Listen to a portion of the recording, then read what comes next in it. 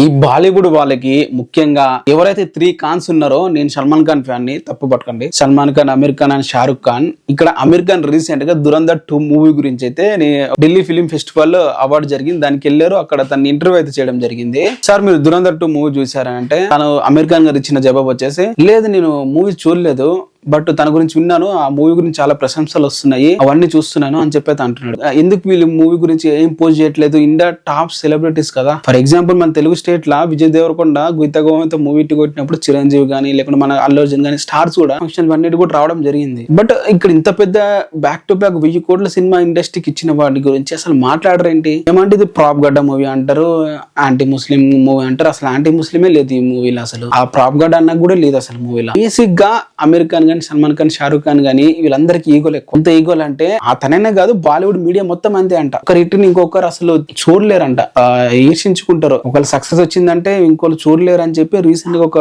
News కూడా విన్నా. Bollywood circle అట్లనే ఉంటుందంట. బట్ మన తెలుగు హీరోస్ అయితే గ్రేట్ అని చెప్పాలి ఈ విషయంలో. అది ఎంత ఆపోజిట్ రైవల్ హీరో ఉన్నా కూడా, ఇంక్లూడింగ్ మెగా వర్సెస్ నందమూరిగా, వాళ్ళ మూవీస్ హిట్ అయినా కూడా ఒకరికొకరు ప్రశంసలు చెప్పుకుంటారు, మాట్లాడుకుంటారు. అటు పవన్ కళ్యాణ్ అండ్ మహేష్ బాబు గారు ఇద్దరు ఆపోజిట్ లో మూవీ రిలీజ్ హిట్ అయినా కూడా ప్రశంసలు మాట్లాడుకుంటారు. అది కూడా అట్లా ఉండదని చెప్పి నాకు ఈ మూవీతో క్లియర్ గా అర్థమైతే